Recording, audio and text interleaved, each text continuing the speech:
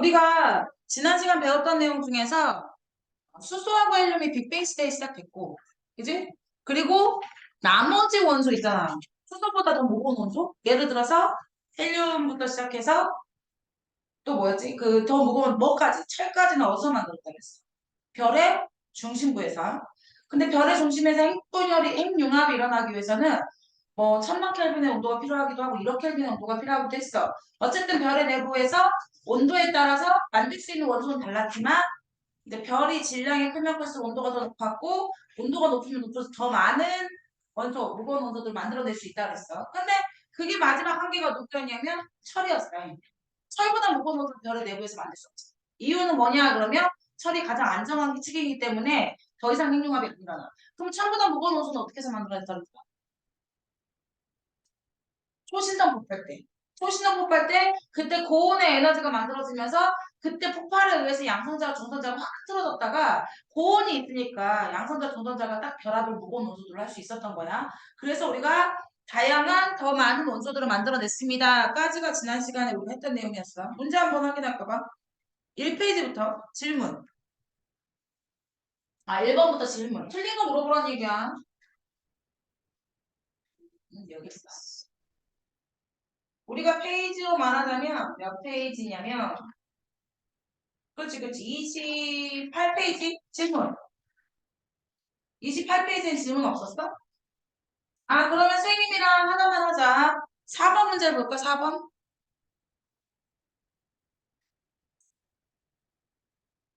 4번 문제 A가 뭐를 의미하니? A가 뭐를 의미하지? 양성자 하나로만 되어 있는 누구? 수소지? B는 누구였냐면 양성자가 두 개 있고 질량이 두 개, 질량수, 중성자 두 개 있는 질량수가 4인 헬륨이었어. 그러면 이렇게 수소 4개가 하나의 헬륨으로 만들어지려면 이때 무슨 융합이 있었냐면 수소핵융합이라고 말하는 일이 일어나야 됐지. 그럼 수소핵융합은 선생님이 주계열성의 별의 내부에서 일어나는 거였고 그 주계열성의 별은 내부의 온도가 몇 도가 돼야 되냐면 1000만 켈빈의 온도가 돼야 된다고 그랬었어. 그 조건을 얘기해보자. 주계열성에서 일어나는 일이야. 맞지? 주계열성 내부에서. 근데 선생님의 중심 온도가 몇만 켈빈이어야지 가능하다 했어. 이거라고 했어. 그러면 질량 차이만큼 그래서 선생님이 어떤 식으로 썼냐면 뉴턴이 말했던 mc의 제곱 델타 mc의 제곱 이 질량 차이만큼 델타가 변화량을 말하는 거거든. 질량의 변화량만큼 에너지가 만들어지는 거 그거 맞는 말이었어. 결론을 말하자면 질량은 A하고 B 중에 누가 더 무거워? 그럼 당연히 A가 더 무거운 거야. 질량이 수소 4개하고 헬륨 하나의 질량 중에 누가 더 무겁니? 그러면 수소 4개의 질량이 무거워. 그러면 질량이 감소했다는 얘기잖아. 헬륨으로 되면서. 그러면서 그것이 에너지로 전환하는 과정을 얘기하고 있는 중인 거야. 태양의 내부가 지금 주계열성의 별 중이니까 맞는 말. 그게 2번이 틀렸지. A보다 B가 크다가 아니라 질량은 A가 더 큽니다. 이렇게 말했어야 됐지?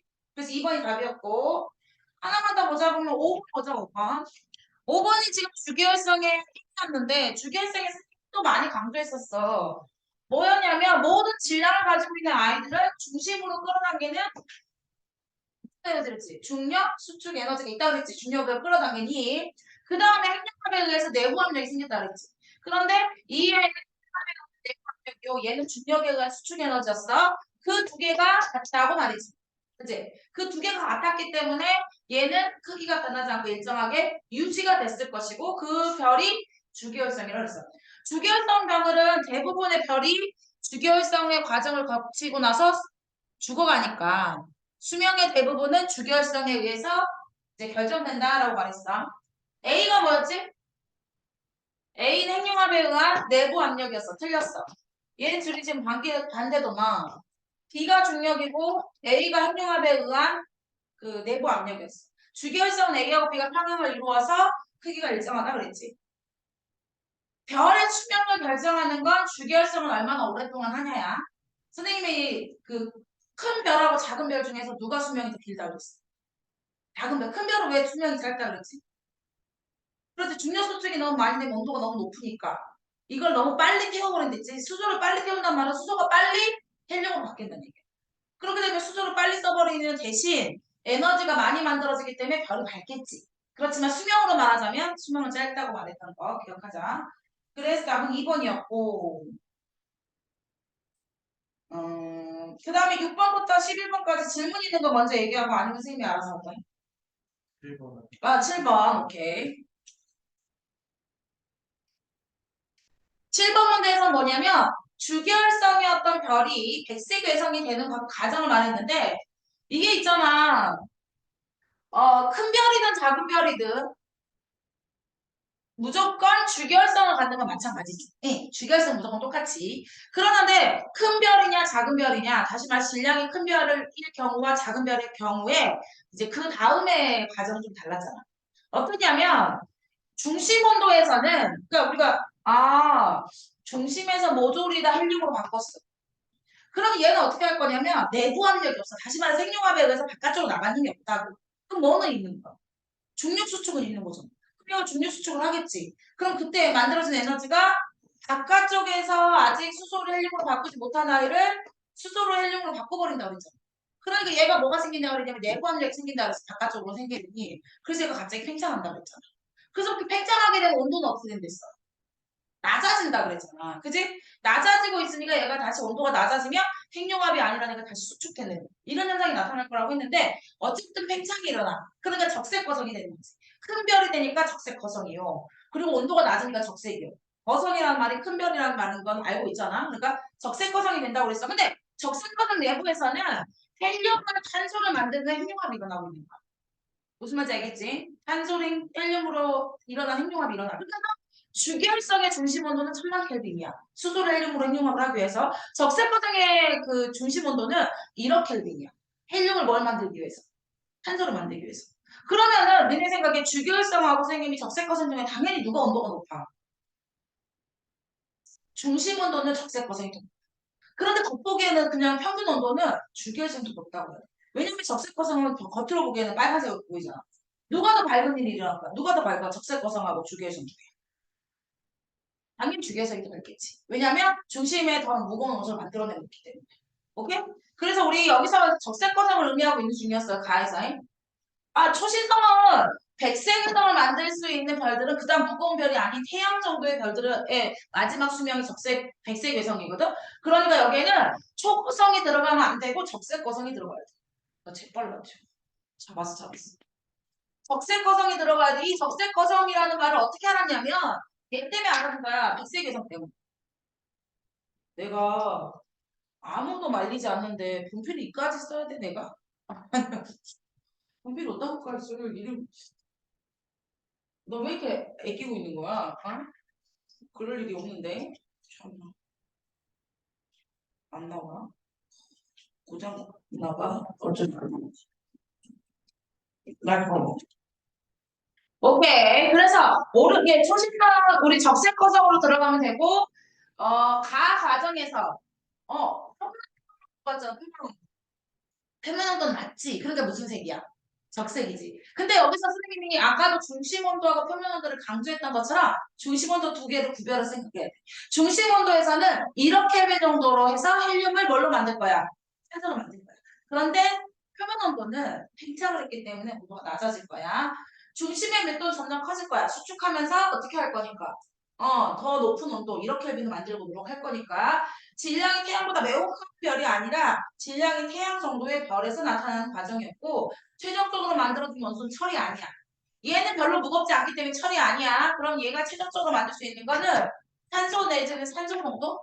산소 내지는 산소 정도? 그러니까 백색에서는 어떤 원소로 쓸쓸히 죽어가는 거를 말하는 거냐면 산소에서 산소 정도의 원소로 쓸쓸히 죽어가. 그럼 얘는 왜 죽어요? 그러면 아니 얘는 수축을 해 계속. 뭐 만들라고? 더 높은 원소 만들라고? 더 무거운 원소 만들라고? 근데 그만한 질량이 안 되는 거야. 그래서 계속 수축만 하다 보니까 온도는 높아. 그러니까 백색이지. 온도 높아 계속 수축하니까. 그러나 1억 켈빈의 이상의 온도를 만들 수 없기 때문에 핵융합이 일어나지 않아. 그러니까 별은 아니지. 별이 슬슬 죽어가고 있는 중이라고 생각하지. 그래서 답은 2번이라고 할 수 있겠어. 그 다음에 9번이 그러니까 태양보다 훨씬 더 무거운 원소들을 만들어내는 거라고 생각하면 되겠지. 예. 9번이 주기혈성에서 초고성으로 갔으니까 얘가 태양보다 훨씬 무거운 원소들이 만들어지는 거고 이 초신성 폭발에 의해서 엄청나게 많은 원소들이 철 이상의 원소들이 만들어졌고 초고성은 그러니까 별의 내부에서 만들 수 있는 원소는 뭐까지였냐면 여기까지 만들 수 있는 별의 원소는 철이었습니다. 여기는 철보다 무거운 원소를 만들 수 있었고요. 그러면 주기활성에서는요. 중심부에서 그러니까 봐봐. 중심부에서 수소핵융합이 일어나는지 별의 가장자리에서 수소핵융합이 일어나는지 달라. 주기활성은 별의 중심부에서 주기활성은 수소핵융합이 일어나.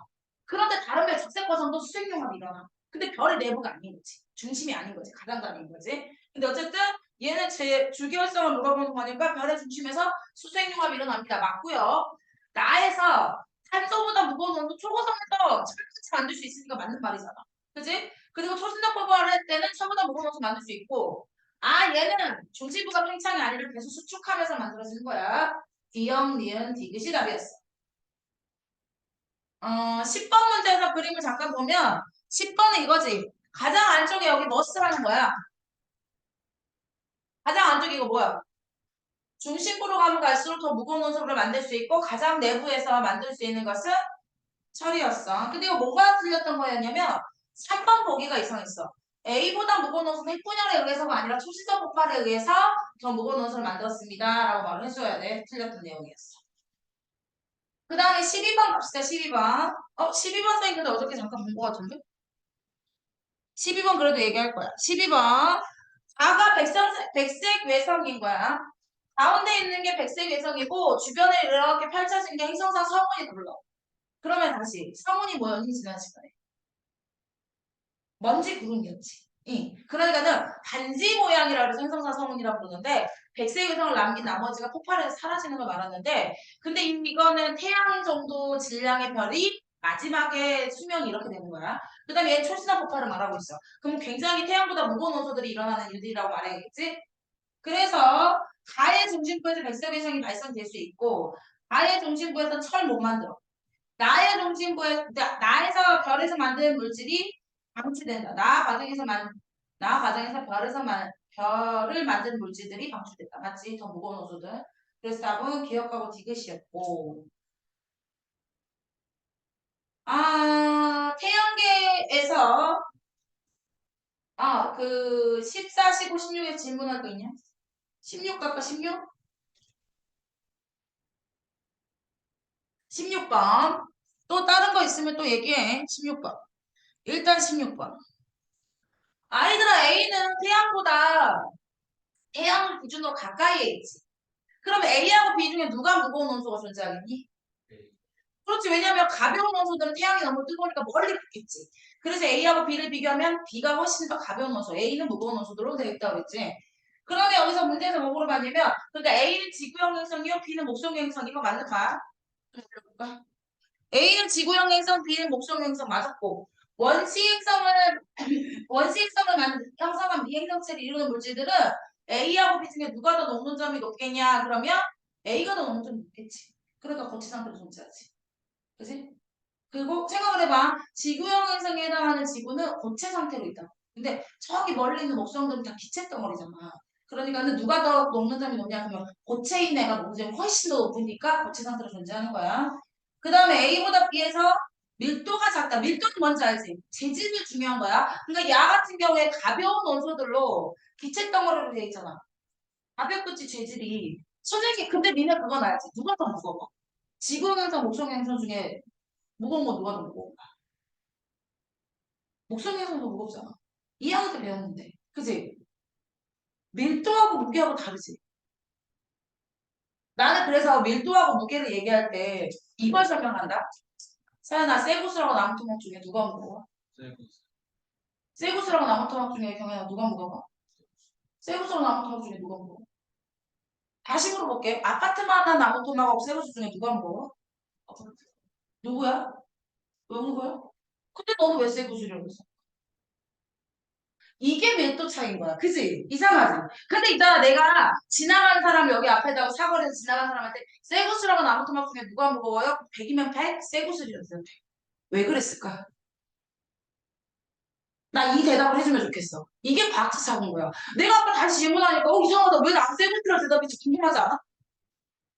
그렇지. 같은 크기란 전제가 있어요. 그러면 내가 이제 그 사람들한테 새 것이랑 나무토막하고 누가 무거워요? 그럼 그 사람은 내가 말하지 않았더라도 아, 저 사람이 크기가 같을 때 누가 무거워요? 라고 물어보는 거구나라고 생각한 거지. 이게 바로 밀도지. 크기가 같을 때 무게를 비교하는 게 밀도고 그 밀도는 크고 작다 이것이 결정되는 게 아니야. 재질이 어떠냐 이게 중요한 거지. 이해가지? 그러니까 쇠구슬은 아무리 작아도 무거운 재질로 되어 있으니까 밀도가 커. 마찬가지로 지구형 행성은 무거운 원소로 되어 있기 때문에 밀도가 큰 거야. 아무리 작더라도. 근데 지구의 목성형 행성은 겁나게 커. 가벼운 재질로 되어 있지만 나무 토막이 때 아파트만큼 높아지면 무거워지는 것처럼 얘도 가벼운 재질로 겁나 크게 만들었으니까 무거운 거야. 이해가지? 무슨 말인지? 그래서 답은 5번이었고 그 다음에 우리 17번 그래도 한번 가볼까? 17번. 17번에 우리가 미행성체를 출도를 해가지고요. 마그마가 이 마그마가 생기면 어떤 일이 일어난다 그랬더라? 곧 지구가 전체적으로 액체 유체 상태였더라. 그치? 그럼 어떻게 된다 그랬어? 무거운 게 가운데 들어가고 가벼운 게 위로 간다 그랬지? 그래서 뭐가 여기서 분리가 된댔어? 핵과 멘틀의 분리. 이때 핵과 멘틀의 분리. 오케이? 그 다음에 원시 지각이 만들어진다는 건 지각과 멘틀의 분리.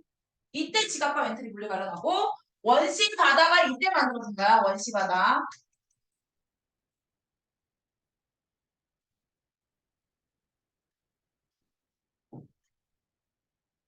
옳은 것도 볼까? 아에서 나로 오면서 냉각됐다 말하면 위행성차를 축소를 하면서 지구가 전체적으로 뜨거워서 마그마 바다가 되는데 식었다고 말하면 안 되겠지. 중심부는 그럼 가하고 나중에 누가 밀도가 가하고 나중에. 얘들아 여기는 아직 지구 전체가 밀도차로 구별되어 있지 않아. 그래서 다 똑같은 재질로 돼 있는 거야. 네? 그런데 밀도로 구별된 건 이때잖아. 그래서 중심부의 밀도가 큰 건 얘가 더 커요. 얘는 구별 없이 다 똑같이 있으니까 밀도가 크지 않아. 근데 얘는 핵으로 분리가 됐어, 이때. 이때 핵으로 분리가 됐으니까 여기가 중심부의 밀도가 더 크다고 말해야겠지.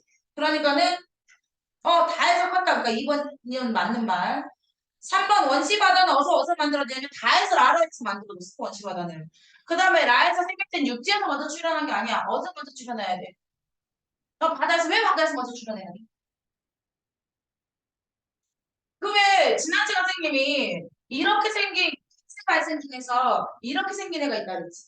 그 다음에 이렇게 생긴 애가 있어, 이렇게 생긴 애가 있겠지. 얘가 누구였어? 질소 옛날 거부터 쭉 많습니다. 삼층별화. 얘 누구였어? 이산화탄소. 얘 뭐였더라?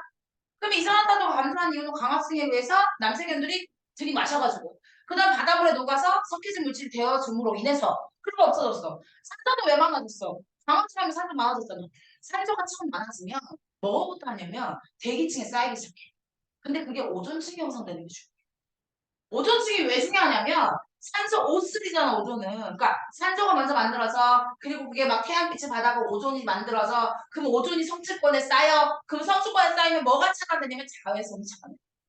그때부터 육상생물 출현해. 육상생물과 출현의 가능의 여부는 오존층 형성이 중요합니다. 그러니까 처음에는 생명체들이 바다에 살았던 이유가 뭐냐면 오존층이 없어서라고 말하면 돼. 오존층이 없으면 왜 중요한데? 자외선 차단이 안 돼. 육상의 생물들을 살 수가 없는 거야. 뭔 말인지 알겠지? 그래서 보자. 바다 생명체에서 먼저 출현했다 해야 돼. 그 기준, 육상생물의 출현의 기준은 오존층 형성이라는 거 기억하자고. 그 다음에 가에서 다뤄가면서 지구의 질량은 일정하게 유지가 돼. 가에서 나눠가면서 미행성체들이 계속 충돌했기 때문에 점점 지구의 질량은 증가했다고 해야 돼. 가에서 나눠. 그래서 2번만 1등급 도전 문제 질문. 1, 2, 3, 4 중에 질문 없어?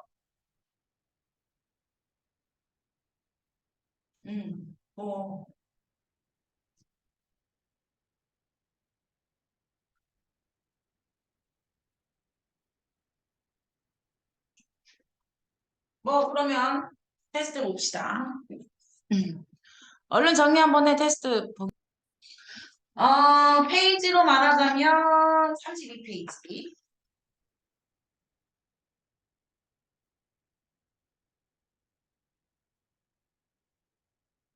아마 우리 좀 배운 사람이니까 중학교 때 배웠던 것도 기억이 좀 나야 되고, 그거 연결해서 한번 해볼 건데, 일단 이거부터 한번 갑시다. 칠판이 진짜 왔는데 심각했거든? 복귀가 되지 않네? 그럼 칠판이 깨끗할까? 우리 중학교 때 배웠던 것 중에서 연결해야 될 내용이 뭐였냐면, 원소. 원소가 뭐야? 원소는 물질을 이루는 기본 성분. 그럼 원자는 뭐야? 물질을 이루는 기본 입자. 분자는 뭐야? 성질을 가지고 있는 최소 입자. 구별이 되지. 내가 설명을 안 해도 알겠지. 예쁘. 뭐예요? 아니, 물질을 이루는 기본 성분하고 물질을 이루는 기본 입자 차이가 알겠어? 어, 이런 거지. 뭐, 이런 거, 이런 거. 이런 거, 이런 거, 이런 거, 이런 거.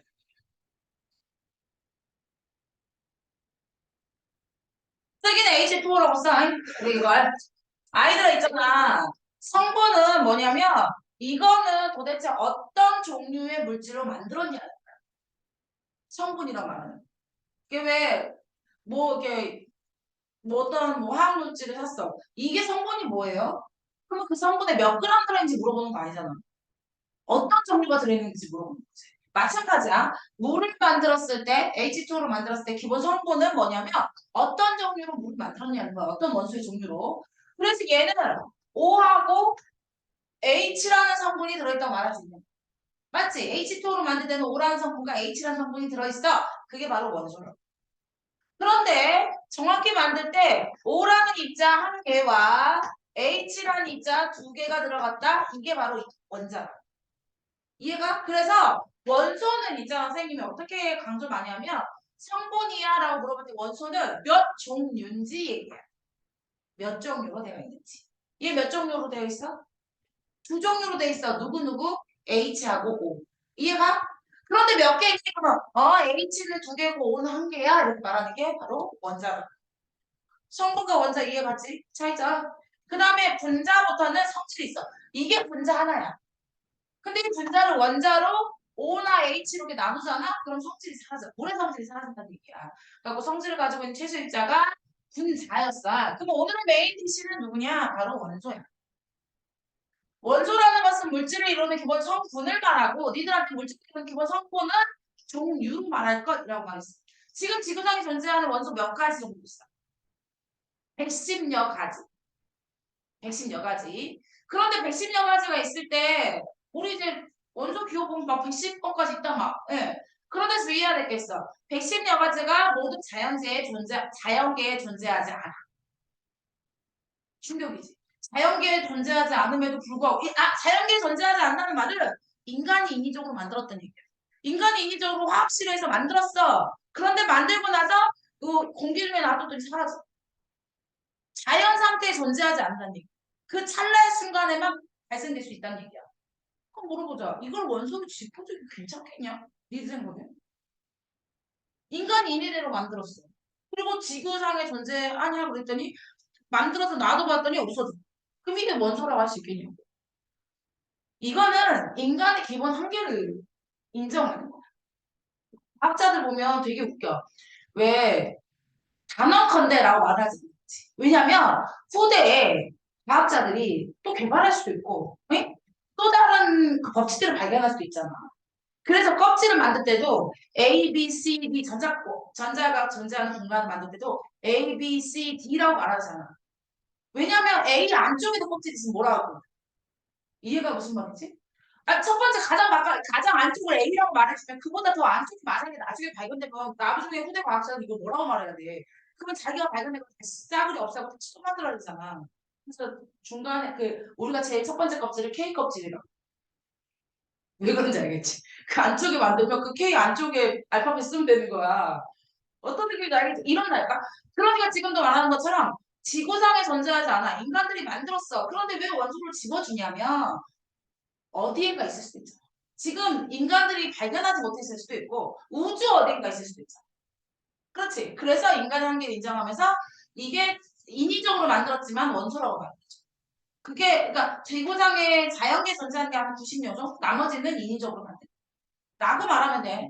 원소는 몇십 여러 가지가 있는데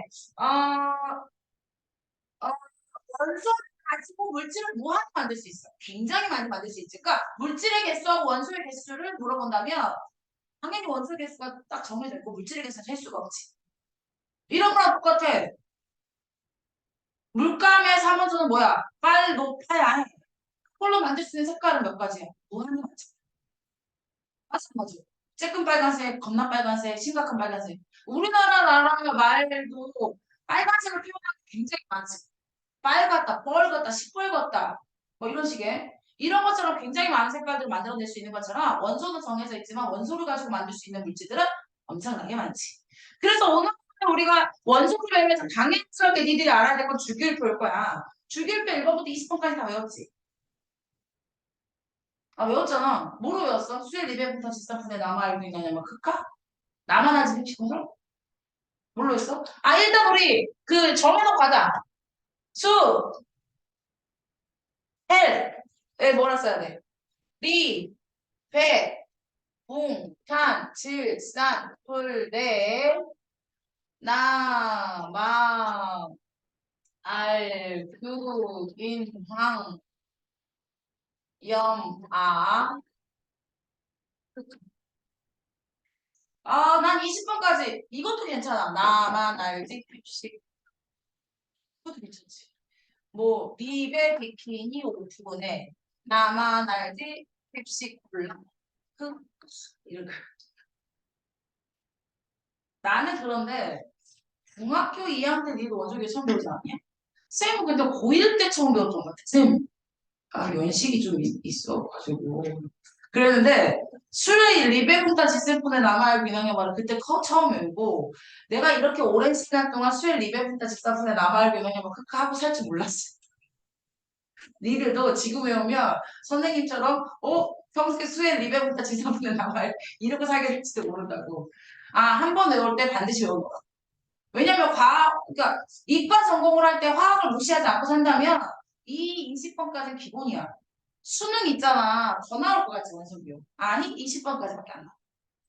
20번에서 다 해결된다고. 그러니까 반드시 외워야 돼. 아이들아, 그런데 우리 주기율표를 작성할 때 처음에 주기율표를 얘기했던 사람은 누가 있었냐면 의미 있는 주기율표를 처음으로 제작한 사람은 데베라이어라는 사람이었어. 데베라이어는 색상 원소설이었어. 봐봐. 새싹. 새싹. 새싹. 이렇게 새싹들이 묶어서 성질이 비슷했거든. 그래서 그 아이들이 묶어서 데베레아이너가 새싹 원소설을 발표했어. 그리고 나서 점점 현대적으로 이제 좀 발달된 주기율표를 처음 제작한 사람은 누구냐면 멘델레프였어. 멘델레프는 어떻게 했냐면 원자 질량에 해당하는 원자량을 가져온 거야. 원자가 왜 질량이 나타나는지 한번 보자. 원자의 구조 보자. 원자 가운데 뭐 있더라? 원자 핵 있지. 주변에 뭐가 돌더라? 전자가 돌지, 전자가. 근데 원자핵이랑 선생님 왜그 헬륨 얘기하면서 그 얘기했잖아. 양성자 있으면 누구냐면 수소야. 그러면 중성자는 사실 필요 없어. 그런데 양성자 문제가 심각해지지. 왜 이게 심각해진다 그랬냐면 원자핵은 붙지 않다고. 작은 공간 안에 플러스 플러스가 서로 좋겠냐고. 서로 싸우고 막 멀어지려고 할 거 아니야. 그래서 그걸 힘을 좀 중화시키기 위해서 뭐가 있다 그랬냐면 중성자가 있다 그랬지. 그 다음에 전자는 몇 개가 있어야 되냐면 2개가 있어야 돼. 왜? 정기적으로 중성이기 위해서. 그런데 내가 전자 여기다 그리고 여기다 그렸다. 왜 그랬을까? 무슨 말이냐면 전자 여기다 그리면 안 된다고. 그렇지. 마이너스 좋아요, 싫어해. 나는 싫어, 최대한 멀리. 오케이, 말이? 그럼 이렇게 써보자. 원자의 구조는 어떠니? 원자는 가운데 원자 핵이 있다니까? 그리고 나중에 뭐 있더라? 주변에 뭐가 돌고 있더라? 전자가 돌고 있잖아. 근데 원자 핵은 플러스 성질을 가지고 있는 양성자가 있고, 그리고 또 주변에 뭐가 같이 있어야 되냐면 중성자가 있어야 된다. 이해가지? 그런데 우리는 또 배운 사람으로서 양성자는 업, 다운 플러스 1. 왜? 업, 다운. 3분의 2, 3분의 2, 마이너스 3분의 1. 그래서 1. 플러스 1의 전화량을 띄고 중성자는 3분의 1, 3분의 1, 마이너스 3분의 1, 마이너스 3분의 1, 3분의 2 해서 중성자는 전화량을 0. 오케이. 그 다음에 전자는 마이너스 1의 전화량 갖는 거지. 그지? 그래서 우리가 양성자가 두 개 있다면 플러스 2의 전화량 갖기 때문에 전자도 반드시 두 개 있어서 마이너스 2의 전화량 갖게 되고 원자는 정기적으로 중성이 돼야 돼. 오케이. 그런데 이번에는 원자량이라고 말하는 원자의 상대적 질량을 말하요. 아니 왜 이 원자량이라는 개념이 필요하냐면 상대적 질량이라는 개념이 왜 필요하냐면 원자는 실제 질량이 너무 작기 때문에 너무 작아. 0.00000000 원자의 질량 얘기하고 있는 중이야. 0.00 이러고 살아요. 000 말하다가 이제 끝나. 그러다 보니까 원자의 상대적 질량으로 말하는 거야. 야, 너 있잖아. 너의 질량을 1로 할게. 그럼 넌 얘보다 몇 배 크니? 어떻게 하냐 뭐 이런 식 있잖아. 아니 이렇게 했어. 이렇게. 실제로는 뭐를 가지고 있냐면 그 탄소를 가지고 있으니까 탄소의 원자량은 12라고 한 거야. 12. 이렇게 12. 예. 그런데 어떤 아이는 두 개가 얘랑 같더라 이거야. 탄소를 기준으로 했어. 야, 탄소야 너를 12로 할게. 그러면 나는 얼마로 해야 되겠니? 이렇게. 근데 얼마로 해야 되겠는지 감이 오나? 야, 이 세 값하면 질량이 상대적 질량에 해당하는 원자량이 36이지. 근데 두 개 더해서 36이 돼야 되잖아. 그럼 하나는 얼마 안 돼? 아니, 세 개 더하면 12, 12, 12 하면 36. 두 개 더해서 36 만들 거라니까? 그럼 얘는 얼마면 되냐고? 18. 이해가? 이렇게 했다니까? 그러면 어떤 애는 있잖아. 아니, 너 여기에 탄소를 가지고 있다, 선생님이. 너는 12라면 원자량이. 그런데 나는 있잖아. 몇 개 있어야 되는 12개가 있어야 되더라고. 그럼 요놈의 원자량 얼마나 치면 되냐고. 1이 가면 된다고. 어떻게 하는지 느낌이 좀 알겠어? 아, 근데 이제 진짜로 원자량은 실제로 탄소를 가지고 있어. 탄소를 기준으로. 어머, 넌 탄소보다 절반이 작구나? 그럼 넌 원자량 6. 너는 탄소보다 두 배가 크구나? 그럼 넌 원자량 24. 여기서 궁금한 거. 뭐가 궁금하지 않냐? 그죠? 그렇지, 왜 탄소였을까? 사람들은 여러 가지를 해봤어. 그 원자량을 가지고 있는 수소의 원자량 1이야. 그러면은 1로 하면 되게 쉽지 않냐? 너 1보다 12배가 커, 너 12번. 너 1보다 13배가 커, 너 13번. 이게 훨씬 쉽지 않겠냐고. 근데 수소를 가지고 원자량을 하지 않았어. 이유인즉슨 실제로 그 측정했던 질량값하고 비교해서 해야 되잖아 이게. 근데 정수로 딱 떨어지는 걸 여러 가지를 해봤더니 가장 정수로 딱 떨어지게 만드는 게 탄소였어. 그러니까 정수인 게 좋잖아.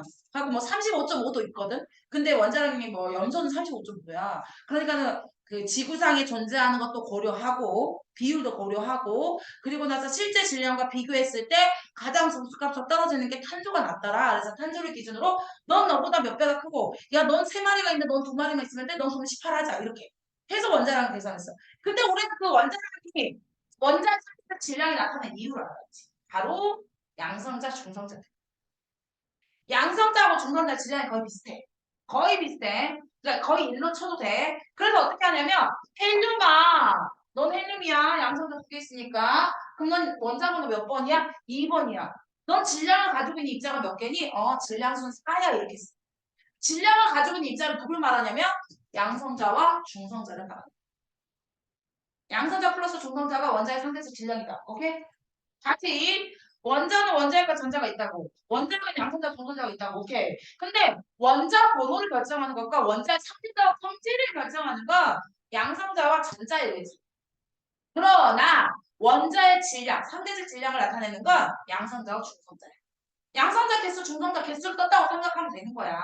그래서 우리가 헬륨은 이렇게 쓰고 탄소 원자번호 6번 이거야. 원자량 12. 야, 그럼 물어보자. 원자량이 12야, 탄소니?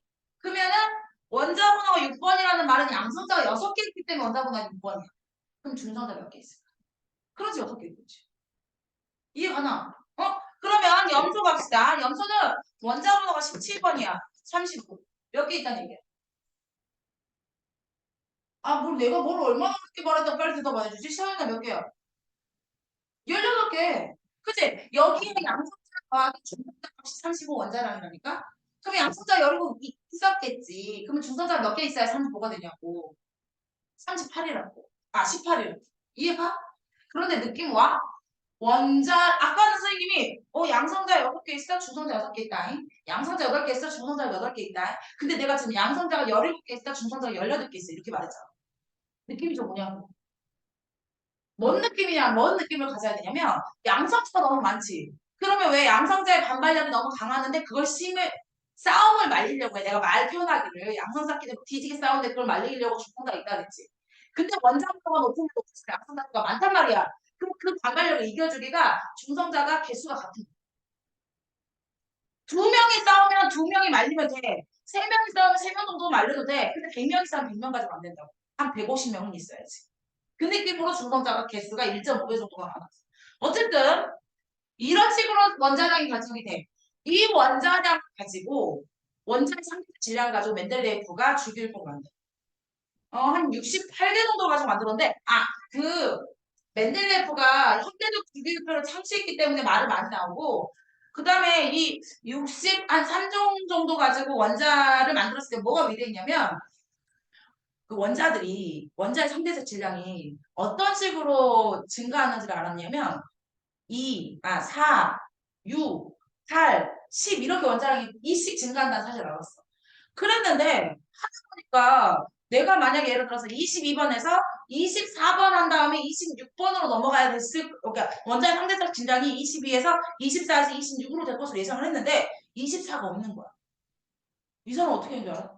24가 없으니까 어떻게 했을까 이 사람? 과감하게 그 자리를 비워둬. 나 언젠가 반드시 과학적 발전이 있으면 이 빈 공간 채워진다? 그거 비워둬 버린 거야. 야, 자기가 발견한 걸 얼마나 확신했으면 그걸 비워뒀을까? 절대 못 찾겠는 거야, 24번을. 그래서, 나 이거 비워둘 거야. 언젠가 찾을 수 있다. 내가 맞는 게 확실하다니까 이거 비워둬버려. 대박이지? 근데 나중에 그걸 찾아. 실제로 찾아. 채울 수 있었어. 그래서 그것도 대박인 거지. 근데 이 멘델레예프의 원자량이 굉장히 구체적이면서 현대적 원자 그 주기율표를 만드는데 굉장히 공헌을 했으니까 위대한 일이었지. 그러나 그걸 사용하지 않는 이유가 있어. 뭐냐면 이런다. 원자의 상대적 질량은 뭐 때문이랬어? 누구 더하기 누구? 양성자 더하기 중성자였지. 이 양성자 개수가 원자의 종류야. 그러니까 양성자가 10개 있어? 뭐 원자 번호 10번. 양성자가 20개 있다 원자 번호 10번 이렇게 하면 돼. 그런데 문제는 뭐냐면 내가 지금 쓰고 있는 말이 나중에 발견이 돼. 동위 원소. 너무 살고 있어. 동위 원소라는 게 발견돼. 동위 원소가 뭔지 알아야겠지. 동위 원소는 양성자 수가 같아. 그러니까 같은 종류의 원소야. 봐봐, 수소. 이거 양성자가 하나 있으니까 이건 수소 아니라고 말할 수 있는 거 있어 없어? 양성자가 하나니까 다 수소야. 그럼 봐라. 전자 몇 개 있어야 되니? 경윤아 왜 전자가 하나야 돼? 1번. 또 왜 1번인가 전자 하나냐고. 양성자 수와 전자 수가 어때야 되니까? 같아야 되니까. 양성자가 하나 있는 게 원자번호 1번. 그러면 전자도 한 개 있어야 된다. 그러니까 전자가 다 하나씩 있다? 넌 수소구나. 너 수소야. 그런데 동위원소라는 건 이렇게 됩니다. 무슨 말이냐면 수소는 맞아. 그런데 그러니까 전자 다 하나씩 있는 화학적 성질도 같아. 그런데 수소가 질량이 다르다는 거야. 뭐 때문에? 중성자의 개수가 달라서. 중성자의 개수가 달라서 달라. 질량이. 원자의 산열체 질량이. 얘는 원자를 어떻게 쓰냐면 너 원자 번호 몇 번이야? 1번이야. 야, 너 그러면 원자의 산열체 질량 얼마인데? 1이야. 왜냐면 양성자 하나밖에 없거든. 그럼 너는 어떻게 해야 돼? 그 원자 번호 1번이니까 1이라 쓸 거야. 그런데 원자의 산열체 질량은 얼마야? 2잖아. 그럼 여기서 2 써야 돼. 그럼 너는 어떻게 써야 돼? 이거 3 써야지. 이름도 있어. 얘는 그냥 수소, 얘는 중수소, 얘는 산중수. 이해 가나? 이런 아이들이 있다는 것을 간과한 거야. 몰랐던 거지, 니들이. 그러니까는 원자의 질량으로 물질을 원소를 구별할 수가 없었어. 상대적 질량. 한계가 있었던 거지. 무슨 말인지 해가? 그렇기 때문에 똑같이 원자량이 4이더라도 꼭 헬륨이 아닐 수도 있다는 거야. 그러니까 그걸로 말하면 안 돼. 그러면 정확하게 원자를 구별해서 원소 주기율표를 만든 건 모질리야. 모질리라는 사람은 원자의 상대적 질량, 원자량을 가지고 하지 않고 원자 번호로 했어. 원자 번호 이코르? 그 원자 해가 안에 들어있는 양성자수. 양성자수를 일단 뭐야? 그러려면 완벽하게 규칙성을 가질 수 있어요. 봐. 원자 번호가 뭐라고? 양성자수라고. 근데 양성자수랑 뭐랑 같아야 된다고? 아까 얘기했잖아. 양성자수랑 뭐가 같아요? 전자수가 같아야 돼. 왜냐하면 원자는 정기적으로 중성이 여야 함으로. 이해가나? 이렇게가 되는 게 이거 가지고 주기를 만들었어. 누가? 모듈리. 그리고 원자 번호가 1번, 3번인 사람은 리튬이야. 왜 원자 번호가 3번이야? 양성자가 3개 있으니까.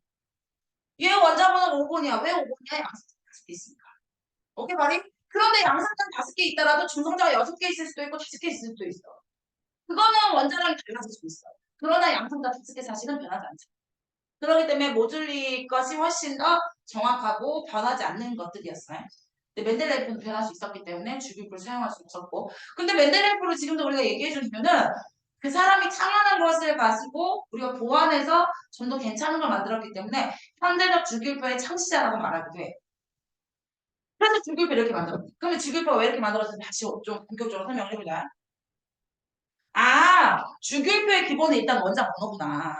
아, 원자 번호는 양성자 수구나. 아, 양성자 수랑 불자수가 같아야지 원자는 중성이 될 수 있겠구나.는 이해가 갈 수 있겠지. 뭐 어렵지 않지? 우리 근데 쉬어야 되냐? 1시간 지나게 됩니다. 쉬었다. 넌 지금 시험 볼래? 그래라. 응. 멘델레예프가 했던 원자량에 의한 주기율표와 원자 번호, 다시 말해서 양성자 수로 얘기했던 모질레의 주기율표를 얘기하고 있는 중이야. 그럼 모질레가 어떻게 해서 주기율표를 여기를 만들었는지 우리가 완성인지 알아야지. 일단 원자 번호 양성자 양성자 이렇게 쓸게. 양성자 하나. 그럼 전자 몇 개? 하나. 됐고 헬륨은 양성자 몇 번? 아 원자 번호 2번 헬륨이. 그럼 양성자 몇 개? 2개. 전자 몇 개? 전자 2개 있어야 되겠지 이렇게. 그럼 원자 번호 3번이 리튬은 양성자 몇 개? 3개. 전자 몇 개 있어야 돼? 3개 있어야 되는데 이런 거지. 봐봐. 헬륨은 양성자가 2개 있고 전자 2개가 있는데 아까도 선생님 말했지만 전자는 여기 그리고 여기 그려야 돼. 반드시. 왜냐면 둘이 반발력이 세기 때문에 멀어지고 싶잖아. 그러면 여기가 양성자가 3개 있으면 전자를 3개 그려야 되나?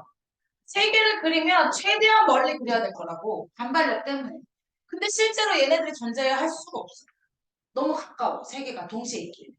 첫 번째 전자가 존재하는 이 공간을 껍질이라고 그러는데 첫 번째 껍질, 일명 K 껍질이라고 말하는 첫 번째 껍질에는 전자가 2개밖에 들어갈 수 있는 공간이 없다. 반발력을 이길 만한 공간이니. 그래서 3개는 못 들어가서 다음 껍질에 해당하는 두 번째 껍질에 해당하는 L 껍질에 전자가 하나 더 들어와 있는. 그래서 왜 자리를 헬륨까지만 쓰고 자리를 바꿨는지를 알아야지. 그지? 그러면 두 번째 껍질 전자 껍질이 좀 커졌잖아. 그러니까는 양성자 4개 있는 원자 번호 베릴륨 4번. 그러면 첫 번째 전자 몇 개 들어가? 2개 들어가. 전자는 총 4개 있어야 돼, 베릴륨은. 그런데 4개 중에서 첫 번째 껍질은 2개밖에 못 들어간다며. 그럼 나머지 2개는 어디 들어가면 돼? 두 번째 껍질에 들어가는 게 베릴륨. 오케이? 그러면 원자 번호 5번. 5번은 양성자가 몇 개 있어? 5개 있어? 그럼 전자 몇 개 있어야 돼? 5개 있어야 돼. 첫 번째 껍질에 몇 개 넣어? 첫 번째 껍질 전자 몇 개밖에 못 들어가? 2개밖에 못 들어가. 그럼 나머지 몇 개가 나왔어? 3개 여기 몇 개 들어가? 두 번째 껍질 당연히. 그랬더니 두 번째 껍질도 2개요 라고 말하더라고. 내가 다시 강조하지만 두 번째 껍질은 공간 자체가 커졌기 때문에 전자가 더 들어갈 수 있어. 몇 개까지? 8개까지. 그러니까 얘는 3개 넣으면 돼. 됐어? 그러면은 원자번호 6번 첫 번째 껍질이 몇 개? 2개. 두 번째 껍질에 4개. 원자번호 7번 첫 번째 껍질이 몇 개? 2개. 두 번째 껍질이 몇 개? 5개. 원자번호 8번 2개, 6개. 원자번호 9번 2개, 7개. 원자번호 10번 2개, 8개까지 하면 꽉 채운 거지. 그러면 11번은 어떻게 하냐고 11번. 11번은 원자번호가 11번이니까 양성자 11. 그럼 전자 몇 개 있어요? 11개 있어야지. 첫 번째 껍질에부터 세워야 돼, 2개. 두 번째 껍질에 그럼 몇 개 있어야 돼? 8개 들어가야 돼, 두 번째 껍질이. 그럼 총 몇 개야, 지금, 전자가? 10개. 그럼 몇 개가 더 있어야 돼? 개가 더 있었어도 첫 번째 껍질을 2개 채우고 두 번째 껍질을 8개 채우고 세 번째 껍질 1개가 들어가야지. 오케이? 오케이. 그러면 원자 15번에 한번 나가자. 원자번호 15번은 전자 15개. 첫 번째 껍질 몇 개? 2개. 예. 두 번째 껍질 몇 개? 8개. 그러면 총 10개잖아. 그럼 세 번째 껍질 몇 개? 5개. 야, 그럼 아까 선생님이 뭐라 그랬냐면 아이들아 첫 번째 껍질은 전자 껍질이 너무 작아서 2개야. 두 번째 껍질은 전자 껍질이 커졌기 때문에 더 많이 들어갈 수 있다. 그래서 8개가 들어갈 수 있어. 그러면 세 번째 껍질을 그린다 그러면은 더 많은 껍질이 들어갈 수 있지 않겠어, 전자가? 무슨 말인지 이해가 가? 그런데 사실 맞아. 두 번째 껍질이 더 많이 들어가야 돼. 아, 세 번째 껍질이 더 많이 들어가야 돼. 그런데 그렇게까지 얘기하려면 우리가 화학원까지 얘기해야 되니까 그냥 우리는 어떻게 그냥 고1까지는 어떻게만 여길 거냐면 288로 여길 거야. 첫 번째 껍질에 2개까지 들어가고 두 번째 껍질 8개, 세 번째 껍질도 8개. 에? 그래서 내가 뭘 얘기하려고 하는 거냐면 원자번호 19번 생각해보자고. 아, 19번을 생각해보자고. 19번. 첫 번째 껍질에 2개 넣어. 두 번째 껍질 8개 들어간 다음에 그럼 10개지. 세 번째 껍질에 8개만 넣으라고 최대. 그럼 18개지. 그럼 몇 개가 없어? 없어버려 이렇게. 1개. 이해가나? 그래가지고 우리가 19번 여기 19번 여기 있는 거야. 뭔 말인지 알겠지? 그러면 우리가 이제 주기율표를 어떻게 이렇게 해서 전자 배치는 어떻게 되는지 알았어. 그러니까 우리가 봐라. 수소를 여기다 쓰고 수소 이게 뭐냐면 첫 번째 수소는 원자번호 1번. 첫 번째 껍질에 전자 하나. 얘는 원자번호 2번. 첫 번째 껍질에 전자 2개. 오케이? 얘는 원자번호 3번. 첫 번째 껍질 2개, 두 번째 껍질 하나. 그러니까 얘네들은 어떤 공통점이 있어? 이런 거야. 얘는 원자번호 1번, 첫 번째 껍질 전자 하나. 오케이? 얘는 원자번호 3번, 첫 번째 껍질 2개 들어가고 두 번째 껍질 하나. 원자번호 11번, 첫 번째 껍질 2개, 두 번째 껍질 8개, 세 번째 껍질이 하나. 19번, 2개, 8개, 8개, 하나. 얘네들 무슨 공통점이 있냐? 가장 바깥쪽 그 전자가 가장 바깥쪽 전자를 뭐라고 하냐? 원자가 전자라고 해. 최외곽 전자라는 말도 있고 가장 바깥쪽 껍질이니까 가장 바깥쪽 껍질의 전자가 1개라는 거예요. 어떤 공통점이지 이해가니? 얘는 그러면 베릴린 원자번호 4번 첫 번째 껍질 2개, 두 번째 껍질 2개. 얘는 12번 2, 8, 2. 오케이? 얘 20번 2, 8, 8, 2. 오케이? 그러니까는 얘는 어떤 공통점이 있는 거야? 가장 바깥쪽 껍질의 전자가 2개. 그래서 다른 말로 체외각 전자가 2개, 원자각 전자가 2개라고 불러. 현민 내가 말하는 거 세하게 안 그려도 되겠니? 아니면 한 번 더 설명해 줄까? 중요하거든 이게. 자 보자. 그러면 다시 한번 가볼게.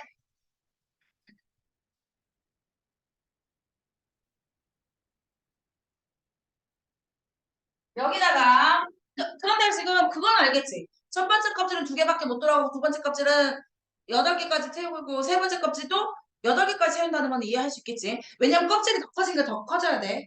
사실 세 번째 껍질은 더 많은 전자가 들어가긴 하지만 그건 오비탈까지 얘기해야 되니까 우리가 얘기 안 한다 그랬어. 그래서 우리가 고1까지는 전자 껍질이 첫 번째 껍질은 2개, 두 번째 껍질은 8개, 세 번째 껍질도 8개, 네 번째 껍질 이렇게 얘기할 거라고 그랬어.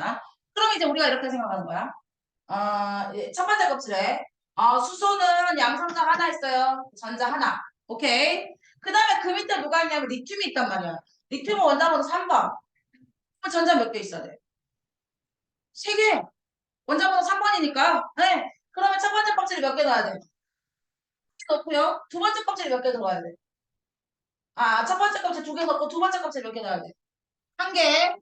그 밑에 있는 11번. 양성자 11개에 있는 11번. 첫 번째 껍질에 전자 몇 개 넣어야 돼? 개, 두 번째 껍질 몇 개 넣어? 8개. 그럼 총 10개지. 그럼 세 번째 껍질 몇 개 넣어? 1개. 됐어?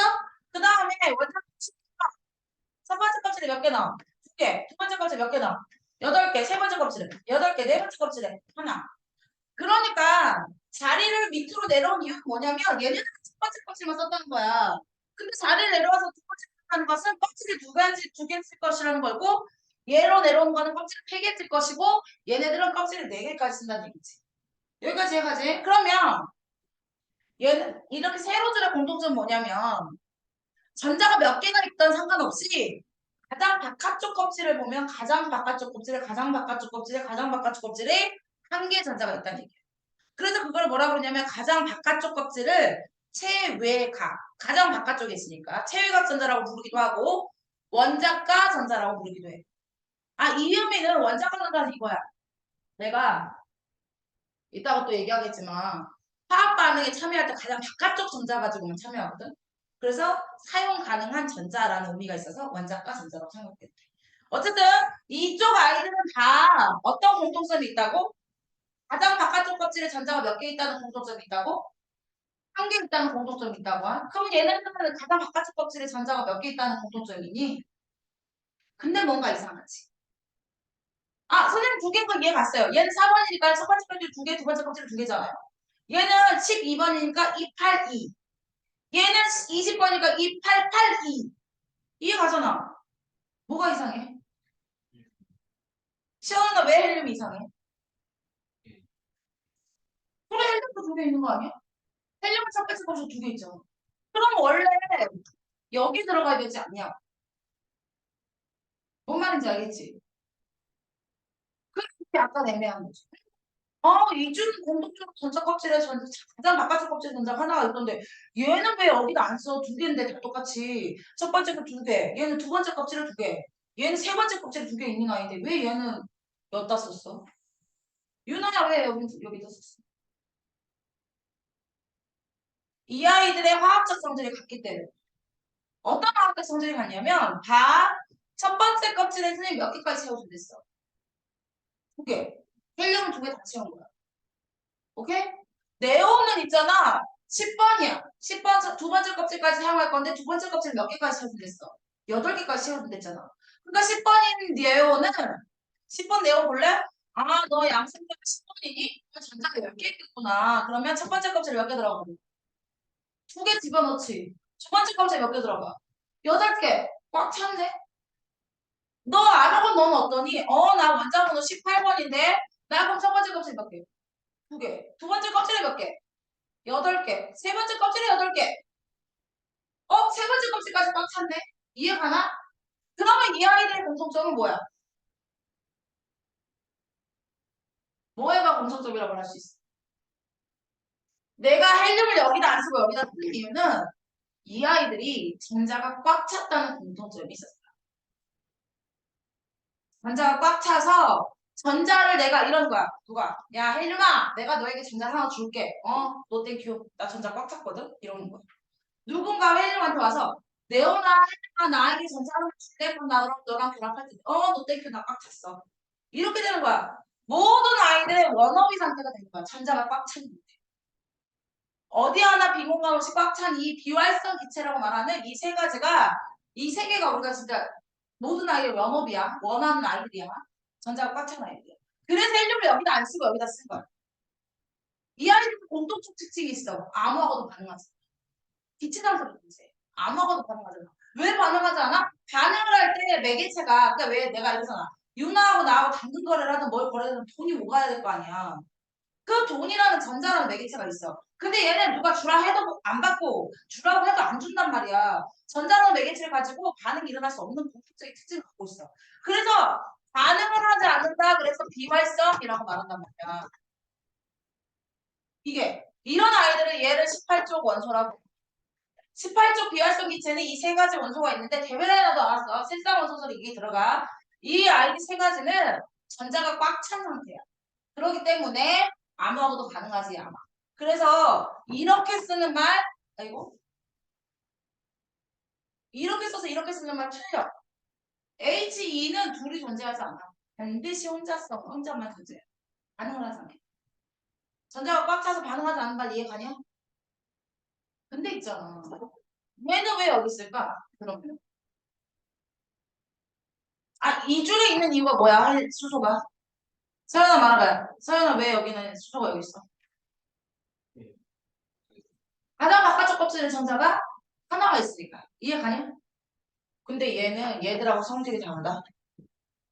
얘는 예외야. 가장 바깥쪽 껍질이 전자가 하나가 있긴 하지만 얘를 제외한 나머지 아이들이 성질이 비슷해. 그럼 왜 얘는 여기 있었을까? 전자 때문에 여기 있는 거지. 아니 얘는 가장 바깥쪽 껍질의 전자수는 다르지만 성질이 같으니까 일로 뒀잖아. 근데 얘는 성질은 다르지만 가장 바깥쪽 껍질의 전자수가 같다는 이유로 여기다 줬어. 일관성이 있나 없나? 아, 그 학교가 어디였을까? 아, 수원 외국어, 용인 외국어고등학교였나? 고1 때 수행평가가 뭐였냐면 이 주기율표의 문제점을 얘기한 거. 너네 내가 어떤 문제점이 있는지 이해 가니? 일관성이 없다니까? 성질이 비슷한 아이들끼리 묻는다고 전자수가 다른 아이를 여기서 뒀다면 어이? 성질이 다른 아이를 왜 여기서 두냐고 성질을 기준으로 한다면 성질과 따라서 네 말대로 성질을 기준으로 하자. 전자수는 무시하고 성질을 기준으로 하자. 성질을 기준으로 해서 네가 여기 있다면 성질이 비슷하니까. 그렇다면 얘는 여기 있으면 안 된다니까 성질을 기준으로 하면. 얘는 또 뭐를 기준으로 한 거야? 넌 전자수가 같이 거기 있어. 이런 거잖아. 얘는 전자수 때문에 얘는 성질 때문에.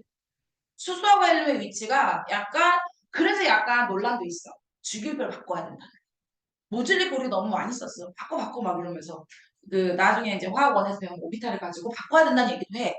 근데 이 논란의 이유를 우리가 결론 짓고 우리가 뭐그 주기율표를 뭘로 바꿀 거라는 고민을 하지 않더라도 일단 주기율표 논란의 상태는 있다는 걸 알고 있어야지. 이해 가냐? 무슨 말인지? 일단 그러면 주기율표가 너무 끝에 있어.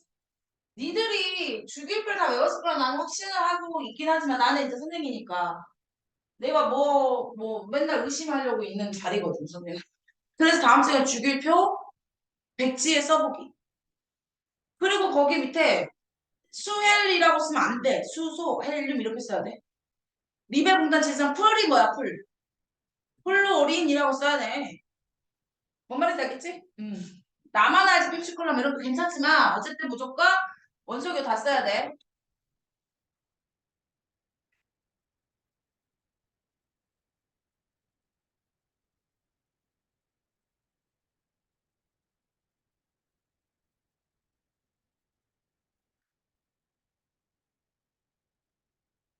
나 왜 이러냐?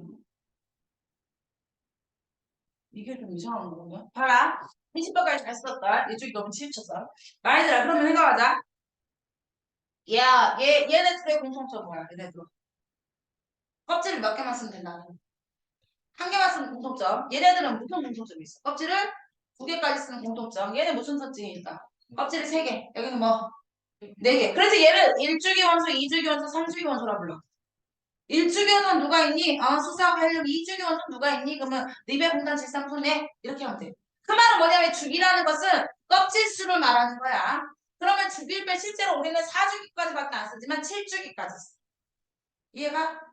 7주기까지 있어. 껍질 7개까지 얘기하겠다는 얘기야. 그 다음에 우리가 있잖아. 아까도 말했지만 이 세 개가 성질이 비슷하다 그랬지. 예. 이 세 개가 성질이 비슷해. 이 세 개가 성질이 비슷해. 그러면서 결론으로 말하자면 주기는 성질에 영향을 안 미친다. 아니, 주기가 같아도 얘네들이 주기가 이쪽이랑 다 똑같다고 그랬잖아. 그지? 껍질이 두 개까지 사용되니까 이쪽이라 말한다며. 얘는 껍질이 세 개까지 사용되니까 삼쪽이라 말한다며. 삼쪽이끼리 성질이 비슷하냐고. 안 비슷하다고. 그럼 성질을 결정하는 건 전자의 껍질이 아니야. 뭐냐면 가장 바깥쪽 껍질의 전자수를 말하는 거야. 그게 비슷하면 성질이 비슷한 거야. 왜 그러냐면 이러는 거야. 플루오린. 얘네들이 성질이 비슷한데 플루오린을 가지고 설명하자. 플루오린 원자번호 9번. 네. 원자번호 9번. 빨리빨리 나처럼 9번인지 알아주려면 여기까지가 10번이에요. 그러니까 일일이 다 몇은 몇 번 이렇게 모르더라도 10번까지 기준을 잡아놓으면 그래도 좀 나 10번이 앞에니까 9번이라고 알 수 있으니까. 그러면 양성자가 9개 있는 플루오린은 전자가 몇 개 있어요? 그럼 첫 번째 껍질 몇 개 넣어? 두 번째 껍질 몇 개 넣어? 7개 넣지. 근데 얘는 선생님이 꽉 찬 상태에 안 쳐놓대요. 경연아 몇 개까지 채우면 꽉 차? 두 번째 껍질. 지금 몇 개가 부족하니? 나는 원어민은 뭔데? 8개인데. 난 지금 몇 개밖에 없어. 7개밖에 없잖아. 그럼 누가 한 개 준다고 난 좋아 안 줘? 겁나 좋지. 그래서 얘는 너는 원래 어땠니? 나 있잖아. 양성자 9개 있고 전자 9개 있어서 중성이었다. 왜냐면 모든 원자들은 중성이어야 되니까. 그런데 양성자는 변할 수 없어. 어떻게 변할 거야? 플러스 양성자는 겁나 무겁기 때문에 움직이는 아이가 아니잖아. 그런데 누가 전자 하나를 줘서 너 네온처럼 되고 싶어? 그러면 나 네온처럼 되고 싶어 해서 전자를 낼름 받아. 이렇게 받아. 이거를 이온이라 부르지.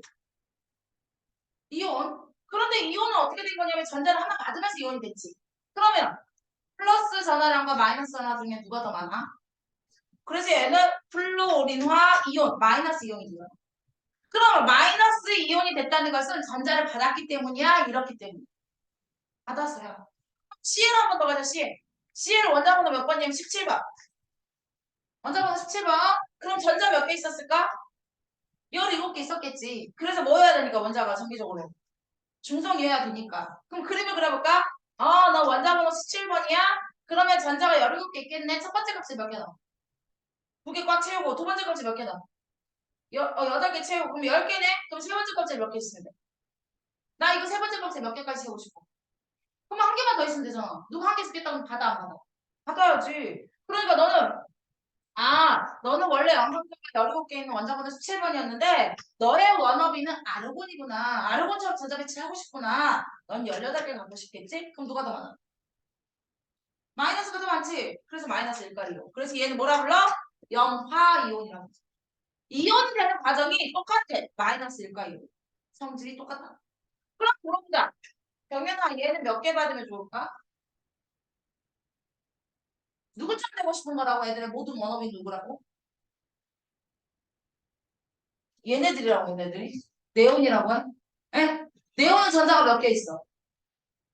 10개 있으면 첫 번째 값이 2개, 두 번째 값이 8개 채우지. 그럼 얘도 8개, 이게, 2개, 8개 채우고 싶어. 근데 얘는 2개, 6개밖에 없잖아. 그럼 몇 개 더 가지면 돼? 2개를 가지면 돼. 얘도 몇 개 더 가지면 돼. 2개 더 가지면 돼. 그러니까 전자 2개를 받아서 얘는 마이너스 2가 이온이 될 거야. 얘는 마이너스 1가 이온이 되니까. 이해가 여기까지? 영민아 이해가? 그런데 아까 내가 요노벨의 공통점은 뭐야? 그랬더니 서연이가 이런 거야. 얘네 다 플러스 1가 이온이에요. 근데 그게 이렇게 되는 거지. 알았어. 이 원리에 의해서 얘네들은 리튬아 너는 원자번호 몇 번이니? 나 원자번호 3번. 그럼 전자 몇 개이니? 나 3개. 그럼 첫 번째 껍질에 몇 개이니? 나 첫 번째 거 2개 있고 두 번째 껍질 하나 있는 거야. 그러면 리튬의 원업이 누구냐면 네온이잖아. 그럼 몇 개 가지고 가야 돼? 얘는 한 개밖에 없는데 8개 채우려면 몇 개가 필요하니? 7개를 채우는 하나를 버려서 헬륨처럼 돼버린 거야. 그렇기 때문에 너는 헬륨처럼 되고 싶겠구나. 양성자 그대로 헬륨처럼 되고 싶은 게 변하니까. 그럼 누가 더 많아? 양성자가 많아, 전자가 많아. 양성자가 많은 플러스 1가 이온이 돼서 리튬은 플러스 1가 이온에 해당하는 리튬 이온이 된다. 그러면 얘는 왜 전자를 잃어서 누구처럼 되는? 헬륨처럼 되는. 네온처럼 되는 것보다 헬륨처럼 되는 게 더 쉽기 때문에 그걸 편한적으로 선택을 하는 거야. 그럼 얘는 전자 잃어서 누구처럼 되고 싶을까? 하나 잃어서. 네온처럼 되고 싶겠지. 그럼 얘는 잃어서 누구처럼 되고 싶을까? 아르곤처럼 되고 싶겠지. 그래서 얘네들은 전자를 하나씩 잃어서 얘네들처럼 되고 싶을 거야. 그래서 플러스 1과 이온의 공통점이 특징이 있지. 그러면 마그네슘은 몇 개를 잃어야 돼? 누구처럼 되올 수 있어? 마그네슘은. 네온. 수능이 마그네슘이 아르곤처럼 되는 것보다는 네온이 더 쉬우니까. 이해가지? 그럼 몇 개를 잃어야 돼? 얘는 몇 개 잃어야 돼? 얘도 2개 잃어야 돼. 그래서 얘네들은 플러스 2과 이온이 돼. 마그네슘만 한번 할까? 마그네슘만 너는 어떠니? 나 원자력 12번이야. 그럼 전자 몇 개 있었어? 12개 있었겠지. 중성이니까. 근데 넌 누구처럼 되고 싶으니? 난 아르곤처럼 되는 건 좀 어려우니까 네온처럼 할게. 그러면 난 양성자 그대로 있고 전자가 2개를 잃어서 10개만 가지면 되겠네. 그러면 2개가 많은데? 양성자가? 그래서 마그네슘은 이렇게 이가이온이 되는 거야. 이해가나? 결론 말하자까 얘. 얘네들이 플러스 1가 이온의 공통점인 특징을 갖게 되는 건 가장 바깥쪽 전자에 해당하는 체외각 전자수가 같았기 때문이에요. 얘네들이 같은 성질을 갖게 되는 건 가장 바깥쪽 껍질에 해당하는 체외각 전자의 전자수가 2개로 같았기 때문이에요. 이해가나? 그래서 이 세로줄을 뭐라 부르냐면 족이라고 불러. 뭐라 부른다고? 족이라고 불러. 족. 발족자 아니고요. 족. 얘 몇 쪽까지냐면 이게 1쪽, 여기가 2쪽, 여기가 13쪽이야. 조심해야 돼. 이거 13쪽이야. 14, 15, 16, 17, 18쪽까지 있어. 그래서 니들이 가장 잘 나오는 건 1쪽, 2쪽, 17쪽, 18쪽이야. 16, 17, 18까지. 얘 13쪽 안 물어봐. 그런데 얘가 8쪽이라고 하면 안 된다는 뜻이야. 그 중간에 그 금속이 있거든. 주기율표를 좀 볼게. 선생님이 지금 말한 주기율표를 책에서 좀 보면서 갑시다. 보라. 넌 이렇게 하고, 오케이. 이시야, 이시야. 여기 좀 볼까요, 이거? 주기율표야. 원소는 겁나게 많지, 110여 종. 그런데 여기서 주기율표에서 뭘 가지고 했냐면, 원자 번호를 가지고 첫 번째 껍질, 두 번째 껍질 전자수를 채우고 나서 자리 바꾸고 이런 식으로 결정을 했대. 모듈리는 원자 번호로 했대. 그러니까 1번부터 이렇게 있어. 니들이 제일 좋아하는 건 뭐가 제일 마음에 들어? 수소헬륨을 좀 버릴까? 이렇게 좀 그럼 크게 할 수 있어. 수소헬륨을 좀 버리면. 첫 번째 글자는 대번자, 두 번째 글자는 소자인지는 알지? 이거 영어 아니야? 왜 영어 아니야? 그렇지, 알파벳이라고 그래야지. 정확하게 알파벳이. 영어하고 알파벳 같은 말이잖아. 아니, 선생님도 그랬어. 뭐지? 유럽 여행을 갔을 때였는데, 선생님 유럽에 7개국을 갔었거든? 여행 갈 때 한 50일 갔었어. 그때 돌아오지 말았어. 나 다시 갈 줄 알았어, 내가. 친구랑 그래서, 우리 여긴 아껴두자. 다시 오자. 이랬거든? 한 나라에 한 10일, 15일 정도 있었던 것 같아. 뭐 여기저기 지역을 많이 가니까. 그랬더니 애들이 나보고, 선생님 영어를 잘하시나 봐요. 이렇게 말하더라고. 근데 선생님 7개국이 있었는데, 영어 쓴 나라가 한 나라도 없어.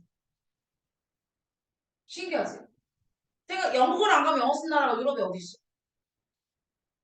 영국 말고 영어 쓰는 나라가 유럽에 어딨냐? 프랑스는 프랑스였어. 스페인은 스페인어 쓰고 이탈리아는 이탈리아어 쓰고 독일은 독일어 썼잖아. 뭐 오스트리아 무슨 어 써? 독일어 써? 잉? 나 몰랐는데 최근에 알았는데 헝가리가 무슨 어 써?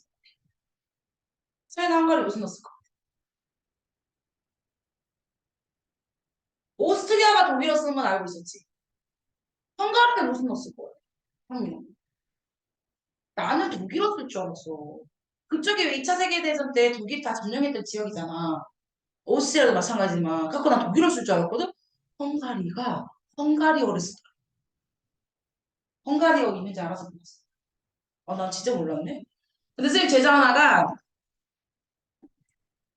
그, 우리 이제 우리 그거 뭐야 기체 반응의 법칙 갈 거야. 기체 반응의 법칙. 그 지난 시간에 법칙 두 가지 뭐였지? 우리 했던 법칙 뭐였어? 질량의 보존의 법칙과 또 하나 일정 성분의 법칙. 질량 보존의 법칙 라보아제 거 내용이 뭐였지? 반응이 일어날 때 방전의 질량이 일정하다. 근데 질량 보존의 법칙 성립한 이유가 뭐였지? 반응전은 원자수가 변하지 않았기 때문이다. 일정 성분의 법칙은 뭐였지? 무슨 비? 질량비. 화학 반응이 일어날 때 일정한 질량비로 결합한다라는 게 질량 보존의 법칙이었어. 근데 질량 보존의 법칙은 화학 반응이 일어날 때만이었어. 분리 변화가 일어날 때는 아니었어. 그래서 지난번에 외웠던 질량비가 1대 8대 9. 1대 8대 9. 수소, 산소, 물. 두 번째 4대 1대 5. 구리, 산소, 산화구리. 3대 2대 5. 마그네슘, 산소, 산화, 마그네슘. 8대 3대 8대 11. 내가 외계어하는 것 같은 느낌? 산소 플러스 산소가 이산화탄소. 몇 개 안 되는 거니까 나중에 하다 보여질 거야. 몇 개 안 되는 거니까 암기를 하자고. 그 다음에 오늘 배워야 될 내용이 뭐냐면 기체 반응의 법칙인데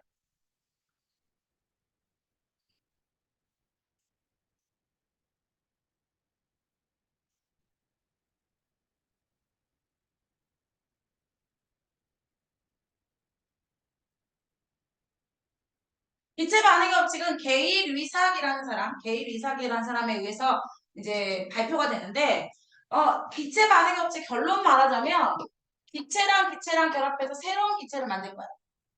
에? 그런데 선생님 그러면 여기 그러니까 내가 강조하고자 하는 거 기체랑 결합해서 기체를 만들 때 일정한 성분비가 있는데 이 성분비가 바로 부피비야. 지난번에 이때 성분비는 뭐였냐면 질량비였어. 일정 성분 법칙은. 근데 지금 내가 말한 성분비는 이따 말하자면 2대 1대 1할지 1대 1대 2할지 이거는 부피비를 말하는 거야. 그러니까 이거는 개인이상이라는 기체 반응의 법칙을 설명을 하고 실험을 해본 거야. 실험을 해봤더니 내가 수소 기체 두 부피에 수소 산소 기체 한 부피를 넣어서 반응시켰더니 수증기라는 기체 두 부피가 만들어졌대요. 그래서 부피비가 2대 1대 2가 된다는 사실을 실험을 통해서 알게 된 거야. 그래서 법칙을 발표했어, 게이리작이.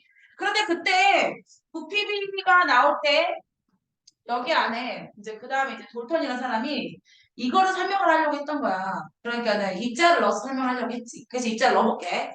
돌턴은 원자라는 개념을 주의했으니까 부피 하나에 수소 입자 하나를 넣었어.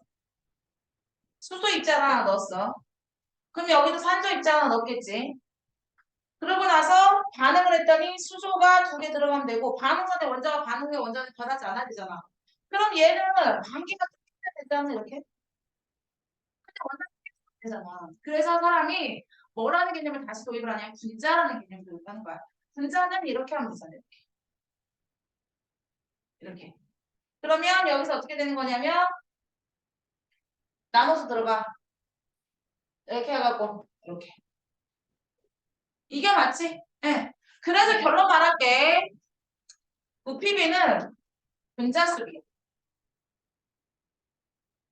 봐봐. 부피가 요거 한 부피잖아. 예. 그럼 분자가 하나 있는 거야. 이거 몇 부피냐면 두 부피지. 그럼 분자가 두 개가 있는 거야. 다시 얘기할게. 다시 얘기할게. 부피가 두 부피야. 그 부피가 한 부피야. 그럼 여긴 분자가 두 개고 여긴 분자가 하나야.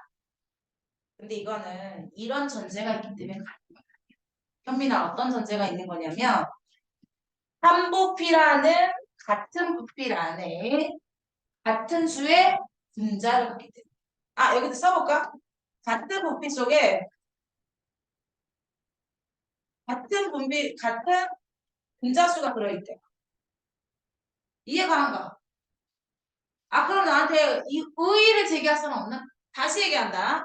같은 부피야. 한 공간이라는 부피가 같아. 한 공간이라는 부피가 같아. 그러면 요놈하고 요놈의 분자수가 같다고. 여기에 분자가 10개 들어있다면 여기 분자가 10개가 들어있다고 말할 수 있다고. 이거 의의를 제기할 사람 없어?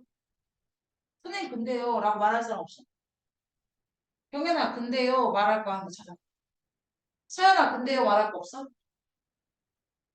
현민 없어? 없어? 여기까지 먼저 설명할게. 기체 반응 법칙이라는 게이리 사람이 실험을 통해서 알게 됐는데 기체와 기체가 반응할 때 일정한 부피비로 반응한다는 거였어. 그런데 그 부피에 들어갈 수 있는 입자는 분자로 말해야 됐어. 그런데 같은 부피 속에 같은 수의 분자수를 갖고 있다고 얘기해야 설명이 가능하다고. 그런데 같은 수의 분자수를 갖게 됐다고 니들한테 얘기하면 근데요 얘기해야 되는 거야. 뭐가 이상해? 그렇지. 왜? 왜? 얘가 지금 나한테 뭐라고 그러냐면 선생님 산소가 부피가 좀 더 커야 되지 않을까요? 그러니까 무슨 얘기냐면 내가 요즘에 누가 유명하냐? 똥별이가 유명하지. 똥별이 아니야? 그 애기 있잖아. 옛날에는 다른 애기들이 유명한 애들이 많아고 요즘 없는데 알아서 벤틀리 있잖아. 벤틀리가 10마리가 있어. 응? 10명 있어. 그런데 우리 서장훈이 10명 있어. 같은 부피 속에 같은 수의 분자 말도 안 돼. 누가 더 부피가 더 클 것 같아? 서장훈이 부피가 더 클 것 같지? 그렇게 생각되지 않아? 이게 서장훈, 이게 벤틀리. 벤틀리가 더 입자가 작으니까 얘가 차지하는 공간이 더 좁아야 되지 않아? 다시 말해서 같은 부피 속에 얘는 더 많이 들어있고 얘는 같은 부피 속에 적게 들어있어야 되지 않냐고. 무슨 말인지 얘가? 상대적 크기가 산소가 큰 게 확실해. 상대적 크기는 산소가 큰 게 확실해. 그런데 왜 그렇게 말할 수 있냐면 이 아이들의 실제 크기는 무시할 수 있을 만큼 작아. 상대적 크기를 비교하다 보면 내가 더 커요. 이거는 도친겠지. 도토리 키재기. 다시 말해서 공간을 차지하지. 기체 분자는 공간을 차지하지 않을 만큼 작아. 그러므로 그 안에 들어있는 분자의 크기는 의미가 없어. 무조건 같은 부피 속에 같은 제 분자수를 가져. 이게 아보가드로의 법칙이야. 이제 지금 우리 아보가드로 법칙은 나중에 배우면 되지만 어쨌든 같은 부피수 같은 수의 분자수를 가져야 돼. 그러므로 부피비가 1대 1대 2가 된다는 건 분자수가 2대 1대 2가 됐다는 얘기야. 그래서 어떻게 식을 쓰게 되냐면 수소 분자가요. 산소 분자랑요. 결합하여 수증기를 만들 때요. 같은 수의 분자수를 갖게 돼서 2대 1대 2의 식이 완성이 되는 거야. 뭔 말인지 알겠지? 그래서 우리가 알아야 돼. 기체 반응의 법칙에 관한 첫 번째가 뭐냐면 EH2 플러스 O2가 EH2O라는 첫 번째 식과 H2 플러스 CL2가 EHCl인 것과 N2 플러스 H2가 NH3 개수 맞추기는 여기 앞에 돼 있고 여기 앞에 돼 있어. 됐나? 그럼 개수비를 한번 써보자. 여기 몇 대 몇 대 몇이야? 2대 1대 2지. 부피비가 2대 1대 2야. 분자수비가 2대 1대 2니까. 그럼 얘는 몇 대 몇 대 몇이냐면 1대 1대 2지. 개수비가 1대 1대 1이라는 말은 분자수비가 1대 1, 1대 2, 1대 1대 2의 분자수비를 간다는 말은 부피비도 1대 1대 2. 그 다음에 얘는 1대 3대 2. 이해가지? 됐어? 야, 그런데 이제 조심해야 될 거야. 내가 처음 기체 반응을 설명할 때 이들한테 강조했던 건 뭐냐면 기체가 기체와 반응할 때 기체여야 돼. 기체가 무조건 만들어진다고 말하면 안 돼. 뭐냐면 산소를 태웠어. 그랬더니 산소를 결합했다는 얘기가 돼. 산소를 태웠다는 얘기는. 그러면 이산화탄소가 발생되지. 이건 기체 반응의 성립 안 돼. 고체가 들어가죠. 탄소는 수시야, 수. 고체라고. 고체와 기체가 결합하여 이산화탄소를 만드는 건 기체 반응의 법칙은 성립 안 된다. 이해가냐고. 이거 다 기체하고 반응해서 기체만 만들어내야지만 기체 반응의 법칙 성립이야. 알겠지? 그러면 선생님 이건 일정 성립 법칙 성립해? 해. 화학 변화가 일어날 때 무조건 일정 성립 법칙 성립하니까. 그러나 기체 반응의 법칙은 기체들만이 가능하다라는 거야. 이해가지? 그래서 우리 어떤 식의 문제로 접근을 해줘야 되냐면 분자 수비가 부피비입니다까지는 이제 얘기했으니까 요렇게 물어보겠지. 여기 보면서 하자. 요렇게 물어보겠지. 아니 수증기를 생성하는 반응이 암모니아를 생성하는 거 영하수로 반응을 했어. 야 2대 1대 2야. 수증기가 100이야. 이 수소, 산소, 수증기. 근데 얘가 100이 있다면 산소는 얼마가 필요하겠니? 다시 수소, 산소, 수증기의 부피비가 2대 1대 2야. 근데 수증기를 100으로 하려면 산소는 얼마가 있습니까? 50이 있어야 돼. 수소는 얼마가 있어야 되냐? 100이 있어야겠지. 산소를 물어봤으니까 50ml다. 질소를 완전히 반응하여 암모니아. 질소 암모니아는 1대 3대 2. 질소, 수소, 암모니아. 질소가 5리터 있었다면 암모니아는 얼마 만들 수 있어? 10리터. 수소는 얼마가 필요해? 15리터가 필요하겠지? 염화수소 기체 40을 얻기 위해서 필요한 수소와 염소 기체는 어떻게 되겠냐? 1대 1대 1. 1대 1대 2. 수소, 염소, 염화수소. 염화수소가 40이 필요하니까 수소 기체는 얼마가 필요해? 20ml가 필요하겠지. 어떻게 하지? 어떻게 반응할 수 있는지 가지? 이것도 있겠지. 이건 니들이 한번 얼른 풀어봐. 4번, 5번, 6번. 10분은 닦아도 닦아도 깨끗하지 않은 이렇게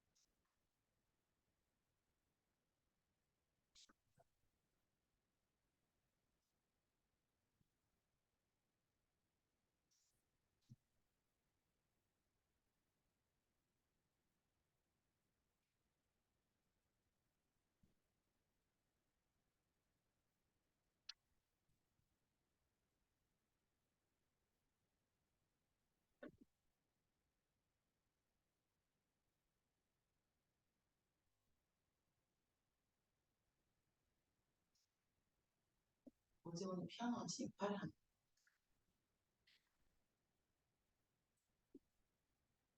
아, 검사 말이 되면 팔이 아파. 서연아, 너 피아노 칠 줄 알아? 어디까지 쳤니?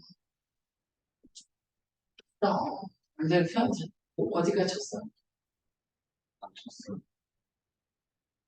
대부분은 뭐 체린이 어디까지 쳤어? 뭐 이렇게 얘기하잖아요. 기억이 안 나. 지금도 칠 수 있어? 1년 뒤에. 아, 왜? 재미없어? 괜찮아. 그럴 수 있어, 그럴 수 있어. 넌 집에서 피아노 쳐? 스트레스 받으면 피아노 친다 하더래. 응, 그거 좋은 거 같아. 음악으로 스트레스 푸는 거죠. 그리고 서연아 잊어먹지 말고 하고 있어. 그래야 대학교 같아. 밴드에 밴드. 왜? 멋있잖아. 아니야? 밴드. 밴드 동아리 들어가지고. 건반. 아니야? 현민아 너 피아노 칠 줄 알아? 아니, 쳤구나, 교회. 피아노, 응? 피아노, 아이오리. 지금은 안 해. 왜? 할때 힘들지 않았어? 재밌어. 재밌었으니까 계속 할게. 학원이 너무 많았어. 아, 그래도 할 줄은 있으니까. 아재 피아노 한 번도 안 쳐보다가 최근에 곰새말이 쳤다가 팔이 부족했다. 곰새말이 연습했거든. 유튜브 켜놓고 있잖아. 근데 이게 메커니즘이 이해가 안 가고 팔이 너무 아픈 거야. 근데 한 이틀 안 쳤거든? 근데 팔이 안 아파. 어제 오늘 내가 수업하느라 팔 안 떴잖아. 팔이 안 아파. 내가 피아노 때문에 팔이 아프다니 뭐 이랬거든. 이거다. 2대 1대2 누가 남아?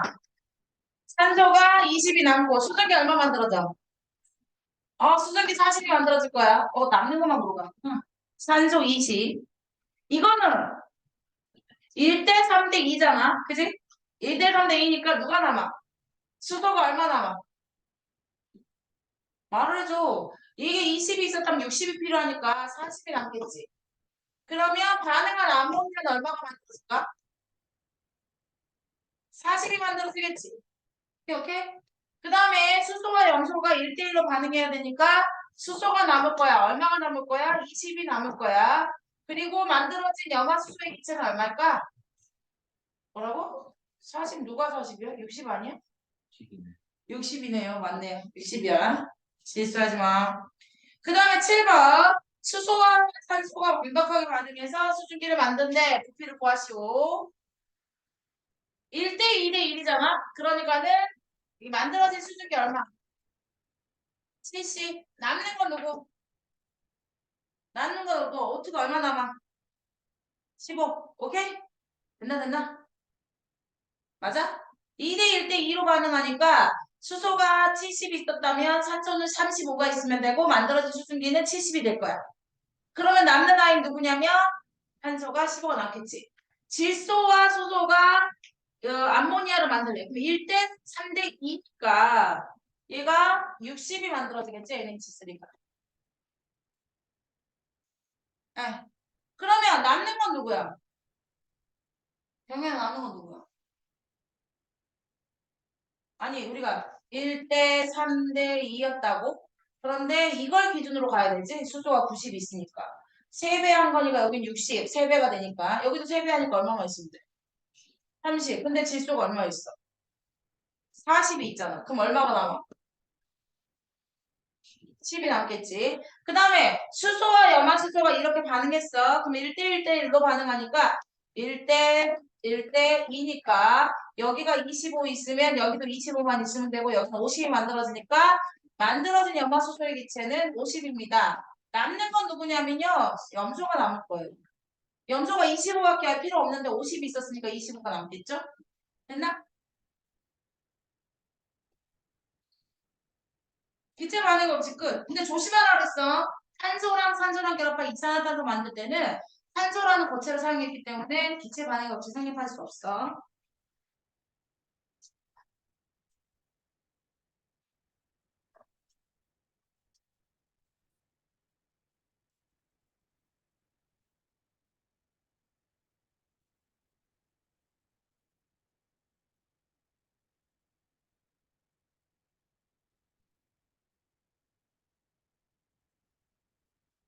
아, 그리고 이제 마지막.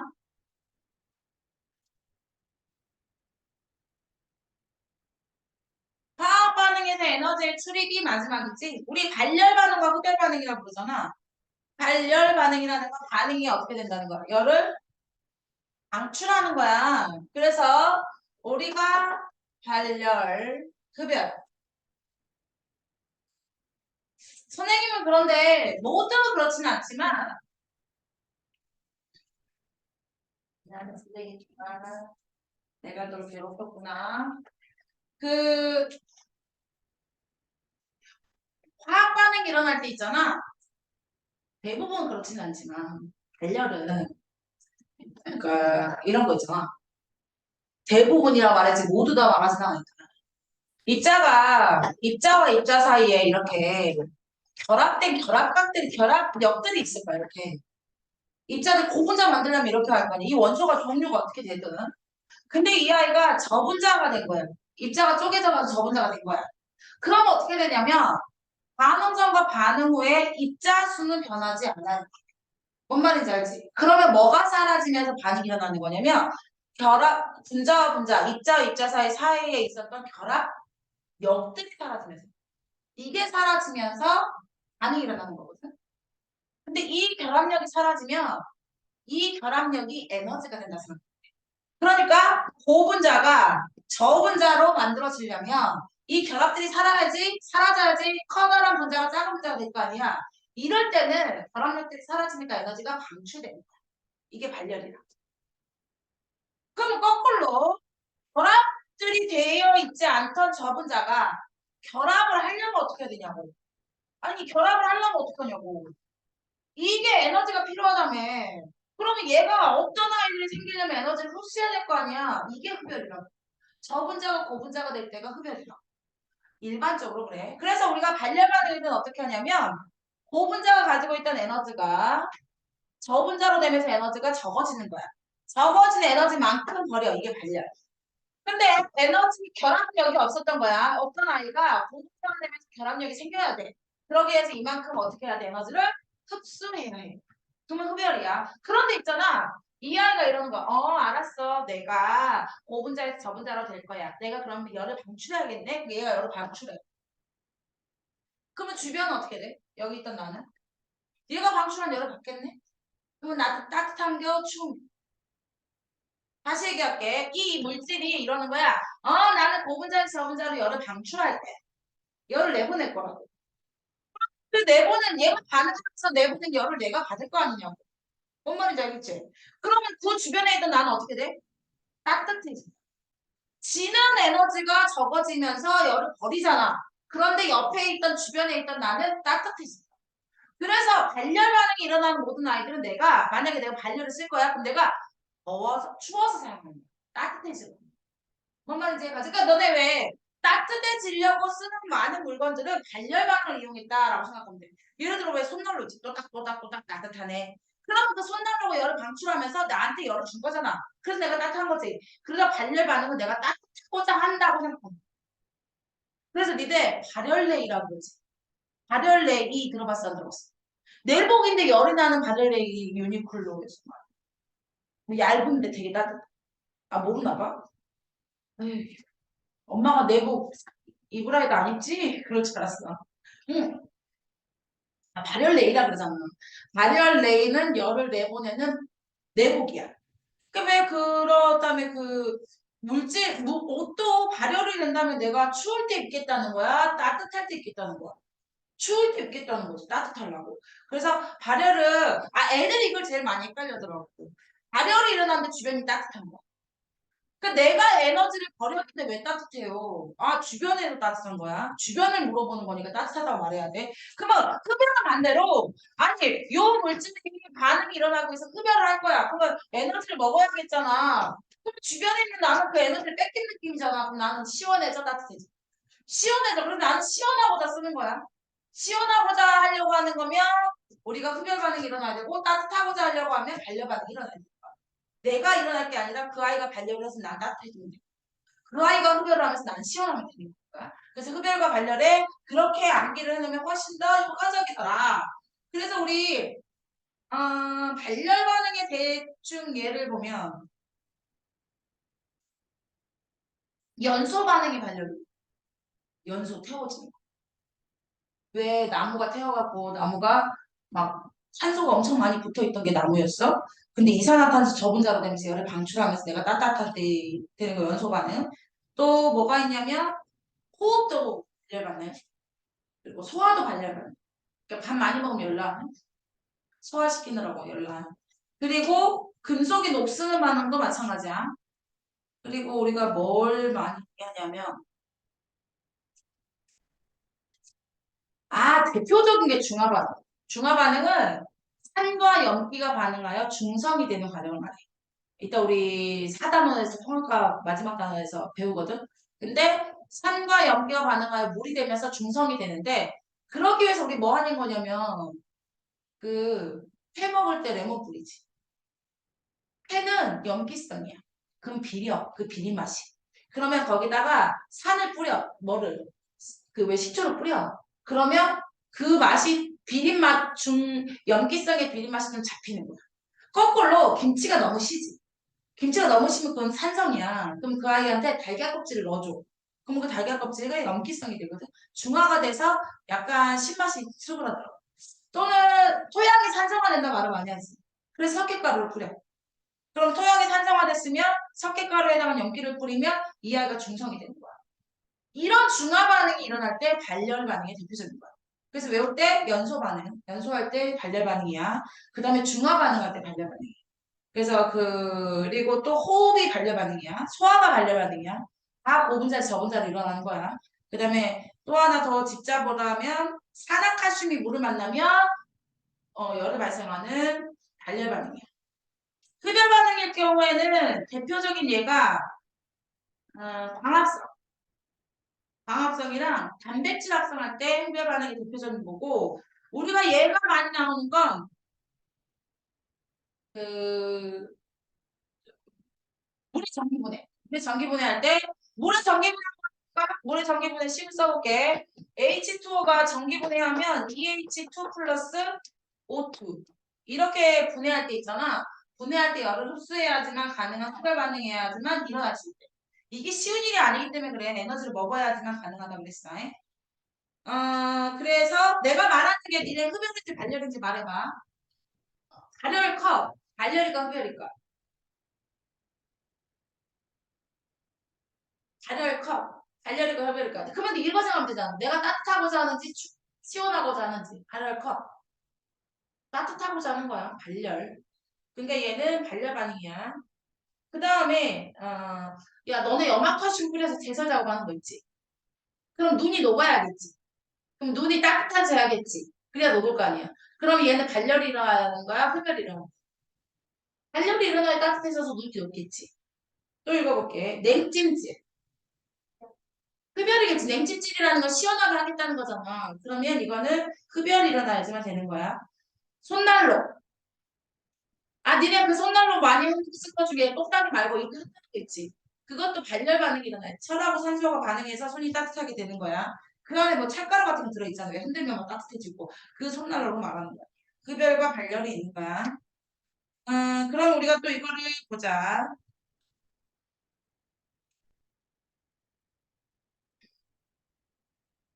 오, 이거는 따로 문제가 없네. 여기에서 잠깐 테스트해서 문제 보자. 잠깐 테스트가 몇 페이지에 있냐면 20페이지에 있네. 20페이지에 있는 거 1번부터 그냥 다 하자고.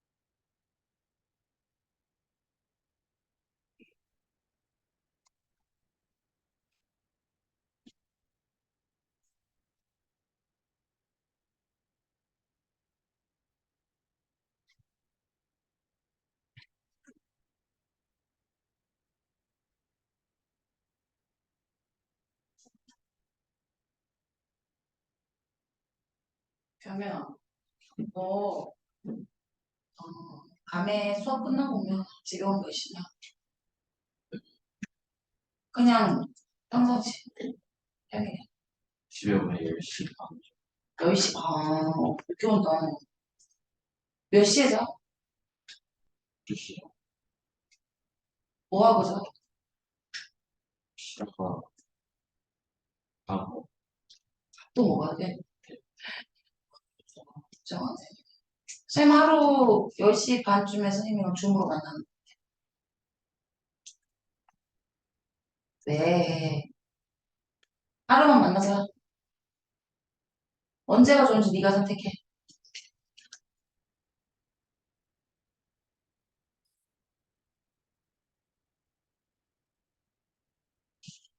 수요일. 네가 못 정한 거 얘기하는 거야. 목요일. 목요일. 화요일. 수요일에 수요일. 별 차이가 없어서 그런 거 아니야?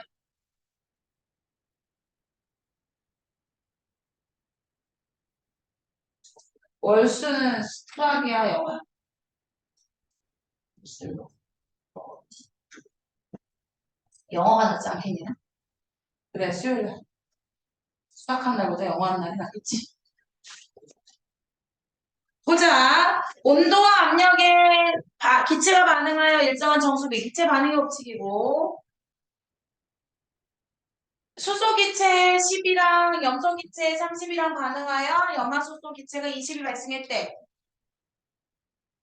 부피비를 쓰시오. 그러니까 1대 1대 2. 됐지? 1대 1대 2. 그 다음에 수소 50하고 산소 50이었대. 반응하지 않고 남는 것은 수소가 얼마가 남아? 얼마가 남아? 아, 산소가 얼마가 남아? 25가 남지? 2대 1대 2니까. 나 누구랑 얘기하니? 4번에 서연아 뭐라고 해야 돼? 4번.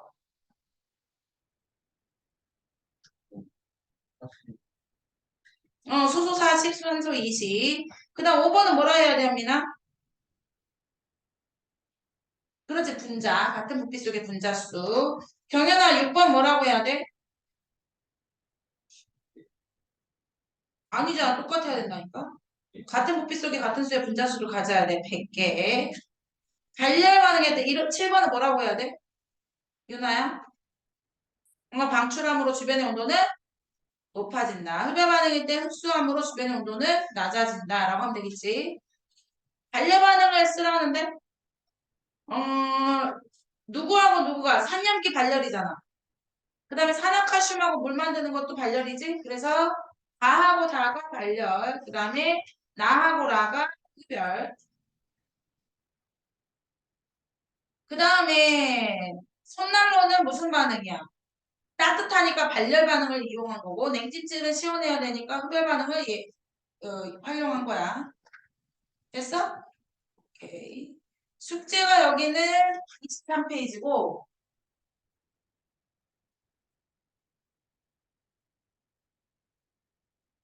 우리가 시험지를 오늘 3개 보면 좀 부담스럽지만 니도 뭐 다 맞으니까 질량 보존 일정 부분 이것까지 하고 가자. 네? 질량 보존 기체. 질량 보존 3번.